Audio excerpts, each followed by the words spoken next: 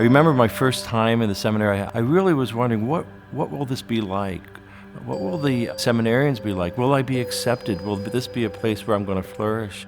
All my fears were swept aside when I started studying with other people who had a similar call. And coming to this seminary, I reflected on the 6 great years I had while I was studying for the priesthood. These are going to be the future ordained leaders of our parish communities. So human formation, spiritual formation, pastoral formation, academic formation, they're all critical to provide the best ordained leaders we can provide for our church in the future.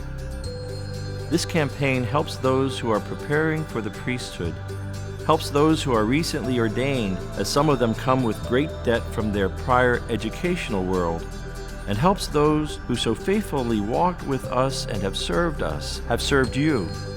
This campaign also helps our parishes, which have been challenged by the impact of the global pandemic, by providing financial resources for pressing local needs.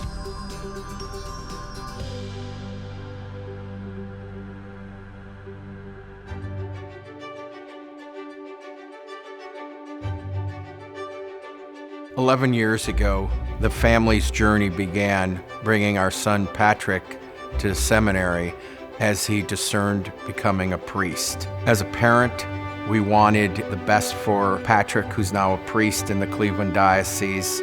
With the relationships I developed over the years with faculty and staff members, we often talked about how we can make this great place better. The buildings of our seminary are over 70 years old. They have one pump on campus that supplies heat. There's no air conditioning. One plug, imagine having one plug in your room for your alarm clock, computer, for music. Our seminary is long overdue to be updated. For these men, the seminary is their home.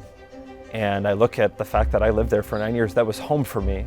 The physical space needs to inspire men to say, this is a place of formation and it's an investment that I see that the seminary is making in me, and they're taking my formation seriously. And it's saying, we value you enough to make sure that the environment in which you're being formed helps with your education, helps with your spirituality, and helps with your humanity.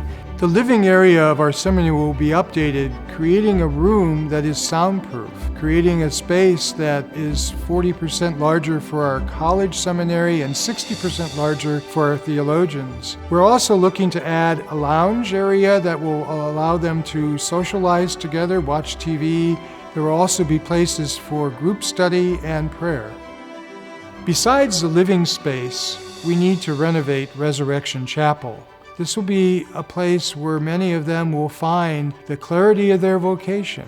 This will be the place where many of them will continue to find courage to serve as a diocesan or religious priest.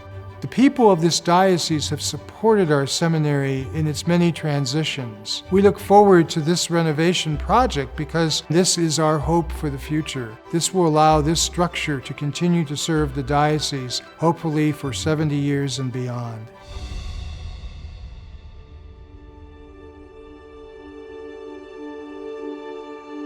I think we absolutely have a responsibility to our priests.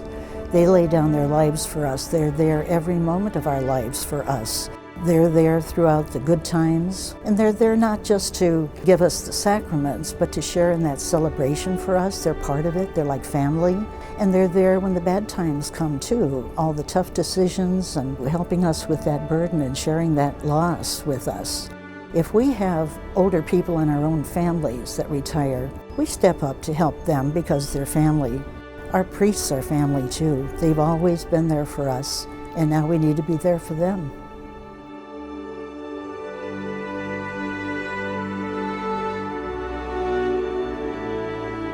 Most graduates can reasonably expect to go into a good paying job after they leave college, and they can reasonably expect that they're going to get promotions and pay raises on a regular basis. None of that is true for the seminarians. And I think the average debt for most seminarians is over $40,000. On a priest's salary, that's going to be very tough to pay off. When I entered seminary out of high school, I went into Borromeo, and at Borromeo we're educated at John Carroll, and also too, just part of that is there's a cost I was able to get scholarships, but there was still some sense that I had to pick up loans and I was responsible for paying them back. We're not seeing as many people in church as we would like to, and certainly the pandemic has been the cause of that. And there are some areas in the diocese that are really, really hurting to kind of keep the revenues up. And the other element of the campaign, and probably the beauty of it, is that it is designed to bring money back to the parishes to help through these difficult days, and hopefully shore up some things that have been lost through these last several months.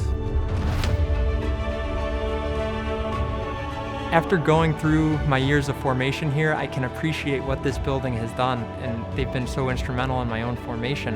But then going out to the people of God, being with the people of God, being a shepherd for them, being a man that they can call father, that's what I'm looking forward to the most. We're very fortunate that we have our seminaries right here in this diocese, and we train our young men to become priests and to then serve us in our diocese. These men, in each of their own way, radiate the heart of a shepherd. What does that mean?